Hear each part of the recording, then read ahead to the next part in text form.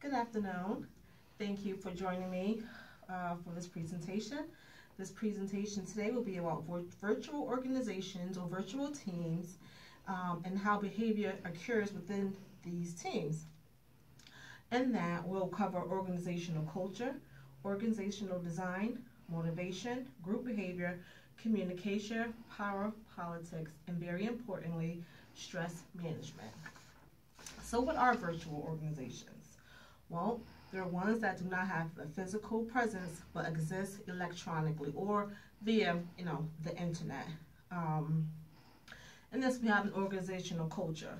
Organizational culture is a system of shared assumptions, values, and beliefs which governs how people behave within an organization.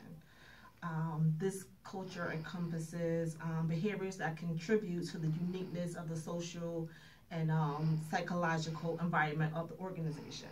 For example, Zappos puts culture first. They hire you based on your cultural fit. They ask you, after your training that if it's not something you want to do, they'll give you $2,000 to leave. Because they're structural and that's what they believe in the most. So we'll go over organizational design. Organizational design, this basically means looking at complex relationships like within the organization and making sure you have support to fix these issues. An example would be you having a lot of late shipments. A leader probably will go and figure out why the shipments are being late and figure out a way to make shipments be more on time. We'll cover motivation. What is motivation? Motivation is what causes us to act. It's an action we take to get to the expected end. Group behavior. Group behavior is the behavior of human groups. The behavior varies depending on a few different things, such as age, gender, cultural diversity, language, and things like that. And in that, it's important that you have proper communication. What is communication?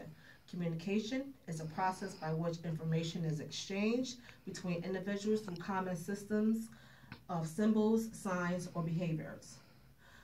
Some of the language barriers that we run into getting this information could be, as I said before, language, gender, age, emotional barriers. Some ways to ensure proper communication is to pay attention to the speaker, black out distractions, and even acknowledging the speaker with like a nod or a body language. And most importantly, after all that's done, respond. So we all know we're on the same page. We're going to jump into organizational politics that involves intentional acts of influence to enhance or protect the self-interest of individuals or group. Some ways to kind of survive all this will be to know your goals, focus on common ground, and not your differences between you and your stakeholder. You want to build a personal relationship internally and externally, based on trust and truth. Most of all, you want to be true to yourself and always think before you speak. That brings us into power. What is power? Power is the capacity that A has to influence the behavior of B acts in accordance. So there are different levels of power. You have what is called formal power. This is based on the individual's organizational position. You have coercive power, which complies from fear or negative results, like bribery or, telling someone if you don't do this, you'll be fired, things like that. You have reward power, which complies due to the desire for positive benefits, such as, raises or other benefits that a company may offer for good work. Then you have legitimate power. This is from the formal authority to control and use organizational resources. Lastly, we'll talk about stress management. These are just ways to manage stress.